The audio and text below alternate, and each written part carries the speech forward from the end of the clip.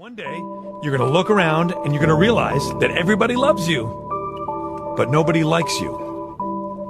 And that is the loneliest feeling in the world. I admit it, another hoe got me finished. Broke my heart, oh no you didn't. Okay, welcome everyone back to another Nerd 97 video. This will be an interesting one because we are recapping the 2020 NHL Draft Lottery. Who were the winners? Who were the losers? And what other picks could be made? So, this was a very fun night. We had a 4-hour live stream. We gained 5 subscribers. That puts us at 523, just 77 away from 600. So that's perfect. I don't really care about the subscribers. The view count's still going up, but for the last I checked, it got 420 views, which is great. That puts it up to the top 5 most popular videos on the channel. And it got 31 likes. So, it had a lot of people in it. So, yeah, let's get into the draft.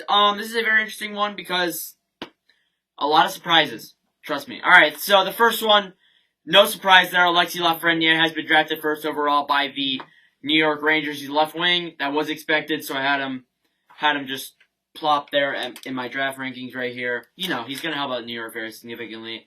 And you know what? I think even without Lafreniere, New York would be at a great spot right now. But adding Lafreniere to that makes it nasty. Then the Los Angeles Kings, they were the second overall pick. Now, there was a lot of controversy whether they would draft Quinton Byfield, Tim Stützle. Bob McKenzie had Tim Stützle before Quinton Byfield, but apparently he was wrong about that. And as I expected, Quinton Byfield was selected second overall by the Los Angeles Kings. He's a center that'll help out Los Angeles pretty well. I mean, LA needs offense. They're a team that desperately needs that, and I think that, he'll contribute. So yeah, he was expected. He stays there in my rankings. Ottawa. First off, they did something weird with they put the Jeopardy host onto this to announce the pick, which I'm sure Tim Stützle's never gonna forget.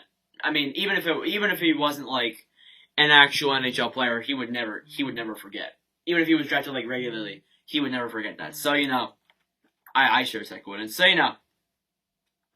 Tim Stützle, he's a center or a left wing. I had him there. 100%.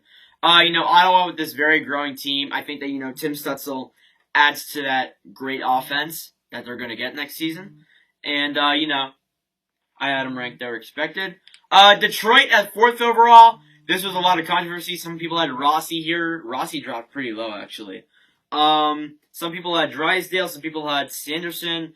I had Lucas Raymond, and I was right. He's a right wing / left wing, as expecting to help out Detroit's offense quite a bit, add to those players that they still have in their core. Then Ottawa had their 5th overall pick, which was rather surprising by a lot of people.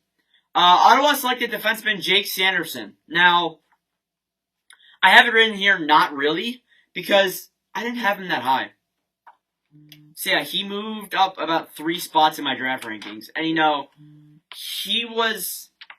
he's still a great defenseman. I think he might be overrated in the offensive section of this group, but I think that undeniably, he's a great defensive defenseman. I think that he will help Ottawa in the defensive side of things.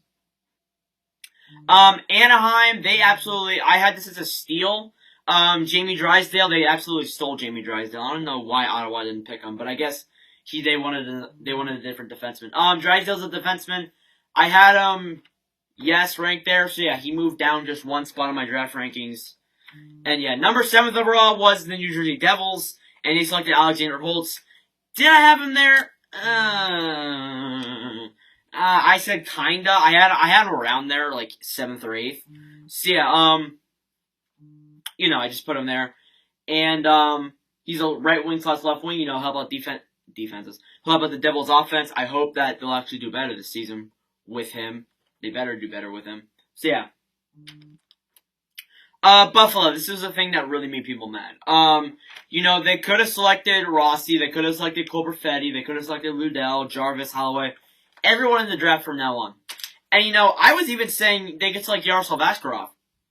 Because, Askarov, I don't know unless Buffalo goes and signs someone huge in free agency, I don't think they're going to stick with Hutton and Linus Ullmark as their goaltending tandem. So, if they selected Askarov and then he was ready for next season for the Sabres, that would be huge. And even if they selected Marco Rossi, That would have also been huge. That would help with their offense. And Cole Perfetti, too. He's a great goal scorer, and that's something Buffalo needs. But I'm not saying that Jack Quinn is bad, but there was better players that they could have selected than Jack Quinn. So yeah, Jack Quinn's a right wing. I did not have him there. He moved up about 4 spots in the draft rankings for me. There you go. I mean, I'll have about Buffalo, but not as much as other players would. Minnesota, they stole Marco Rossi. I think that, Minnesota could have gone with Askarov, too, to be honest with you. If Minnesota also went with Askarov would have been great, because, Dubnyk got traded the day before the draft even happened. So, I think that would be a great acquisition for them. But, Rossi's still good, undeniably. And I kind of had him around there. I had him a 5th on my highest. But, so he went down a bit. And then for Winnipeg, oh my God, the Jets absolutely stole Cole Perfetti. And Cole Perfetti's a Jets on the ice, so it makes sense that the Jets drafted him. They absolutely stole Perfetti. I did not even have him going at I had him going at like top 5. 5 at the earliest, 7th at the lowest. And him dropping down to 10th, it proves that Coles are getting harassed. Cole Caulfield 15th overall, now Cole Perfetti 10th overall. So he moved down in a lot of people's draft rankings, and that's not surprising. That's surprising. But yeah, Winnipeg, they have a great goal scorer in their future. Nashville. This is actually a perfect move for Nashville. Their GM is very smart doing this. So the Nashville Predators have drafted Yaroslav Askarov, arguably the best goaltender since Andrei Vasilevsky in all the drafts up until then. That's why I argue him as. I did have him around 11th or 12th, so I had him either Nashville or Carolina would select them because potential. And I think Nashville is great. This is a great move because you have Jose Zaros, who proved to us in the regular season and the playoffs this year. Well, technically not the playoffs, you know what I mean. That he can be a starting goaltender. And then Pecorine, I think he'll have one more year in the NHL, and then he's going to retire. But by then, Askarov may be ready to go into the NHL and just replace Pecorine right away. So it's perfect. It's perfect. I think Nashville made a great move doing that. Next up here, Florida. Florida drafted center/left wing Anton Lundell. Great draft. Florida needs offense. Lundell's one of those underrated offensive players. I had him ranked around there, so yeah, there you go. Carolina. Honestly, I had Seth Jarvis. They selected Seth Jarvis, but I had Seth Jarvis around, I want to say around the New Jersey pick. Some people even had him down towards Philadelphia, which is 23rd overall. So, they selected Jarvis. I think that's a good move for Carolina. That's a good offensive player, but I think that, there was a lot, he actually moved up pretty high. So, yeah, he was ranked like 19th on Bob McKenzie's rankings. So, I did not have him there, but he still is a good player. Edmonton selects Dylan Holloway. He is a center/left wing/right wing, so he can basically play every single offensive position ever.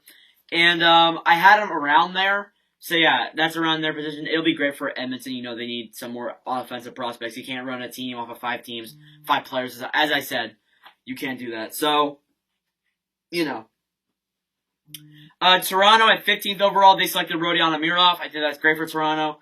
I kind of had him around there. I think I had him like 16th, 17th.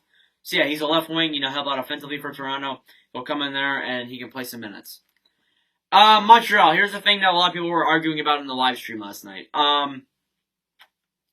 People were arguing that they should have gone with someone else besides Caden Goulet. And I think that, they're right. But he's not the worst player in the world. There was other players they could have gone with. There was Mercer on the board. There was Schneider, Reichel, Lapierre, who dropped pretty low, to be honest with you. They could have gone with so many people, but you know what? Mark Bergevin selected Caden Goulet. Goulet's not a horrible defenseman, but Montreal needs offense. Their defense is great. They just need a good goal scorer. Schneider, Mercer, Reichel, those guys could have helped them out, but they didn't go for him. So yeah, Chicago gladly took Reichel at the 17th overall pick. Reichel's a center/left wing. I had him ranked around there. Montreal pick, Chicago pick. The Devils selected Schneider. He's a defenseman. Or no, not the Devils. The Devils selected Mercer. I skipped the pick here. The Devils selected Mercer. He's a right wing. I had him ranked around there, great goal scorer. He can help out the team pretty well. New Jersey needs that. The Rangers selected Schneider off of the Calgary Flames tree, which was like, they just kept trading down. I'm like, are they trying to get more picks? And I think their plan might work because, they're getting more players. They're just trading down the draft. So, you got Schneider you got Schneider for the Rangers defense. That could be helpful. I had him ranked around there, kinda. And yeah, that was a part of the trade as well. Then the Devils selected probably one of the weirdest names I've ever seen. Mukamadulin. Sounds like it's like a good tone to dance to, kind of. He's a defenseman. I did not have him around there. I had around 26th, 27th overall. That was a hot take, I guess. So yeah, he definitely moved up in my draft. Columbus was next at the 22nd pick. They selected Chinnikov. He's a right wing. I did not have him there. I had him lower, but yeah, he moved up in the draft. For the Capitals, they selected Lapierre. I had Lapierre around there, actually, because, Lapierre, he's injury prone, and I was like, it's not really smart to select him, not gonna lie. And I mean, I thought he would definitely drop down there, and I was right, so, he's a center, he'll help out, he's a very physical guy. The Philadelphia Flyers, this one's gonna take a while to discuss. The Philadelphia Flyers selected, Tyson Forster. They could have selected someone better, but it's not the worst in the world. Forster, he has a wicked offensive shot. He's great on the blue line, has great hockey IQ, but he needs to improve his defense and offense. That's one thing he definitely needs to improve. So I think you throw him in there to that Flyers offense, like third, fourth line. That'll be great for them. He's one of those. He'd probably be one of those underrated players. But yeah, I did not have him there. I had him ranked 29th, and a lot of other people did too. Next up, then Calgary had Conor Ziri. I had him ranked higher actually. But yeah, I think Conor Ziri was stolen by the Calgary Flames. So Flames fans, I would be very happy for who you selected. He's a center. Did not have him there. Flip it over to the next page. We only have a few picks left. 25th overall, they selected Colorado Avalanche selected Nathan Baron. I had him around there. So yeah, great defensive player. Colorado doesn't even have much out with defense, but that's still great for them. St. Louis selected Jake Neighbors. He's a left wing. I think that'll help him out offensively. Anaheim, they pretty much stole Jacob Perreault. People had Jacob Perreault ranked 21st. Bob McKenzie had Jacob Perreault ranked 21st. I thought the Flyers should have taken him, but they didn't. So yeah, I think Anaheim, Perreault dropped to him, and they didn't take anything. They didn't take any hesitation at all. I think they selected the pick pretty much right away. Next up, then Ottawa selected Ridley Gregg. His dad's a GM. His dad's a scout for the Flyers, and Ridley told him not to. And Ridley told his dad not to draft him, which is actually kind of ironic. So yeah, Ridley Gregg to the Ottawa Senators, great pick. 29th overall, Vegas selected Brisson. He's a center slash left wing slash right wing. I had him ranked around there. There you go, you got him up offensively. Dallas, I had Maverick Bork around there, so yeah, I got that right. He's a center once again. Dallas that good second, third line center. And then the thing for San Jose, they're the final pick in the draft. They selected Ozzy Weisblatt. And, the way they did it was just absolutely insane. The associate, I think it was Doug Wilson.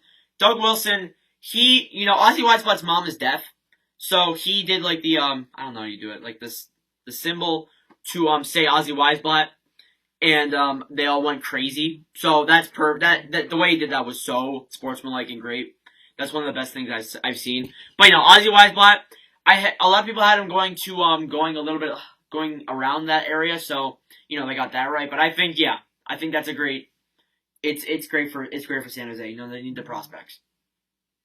So yeah, that is the 2020 draft and recap. I'm gonna get into the trades now that recently just happened. They're pretty interesting, so I would get ready for them. There's 3, and there might even be more today. There's tons of just minor draft pick swap trades that are just that are just insane. So I'm actually filling in an entire sheet here of literally every single pick. I've done all the second round. I still have to do the third round. Fill those in. So we're really moving swiftly along here. I'm gonna get that done, and then I'm gonna make a trades page, and then I will also be discussing the trades. So yeah, if you enjoyed the video, you should subscribe. We're trying to get to 600 subscribers by the end of the year. The support's been unreal. I've been having so much fun making these YouTube videos lately, and I don't plan on stopping anytime soon. So yeah. And by the way, I don't think I mentioned this in the video yesterday, but iMovie is fixed. I mean, you can clearly tell that it is fixed because I put the intro in there. So yeah, we fixed that up, and we're going to go back to consistent recording. So yeah, thank you for the constant support, and I'll see you guys in the next video.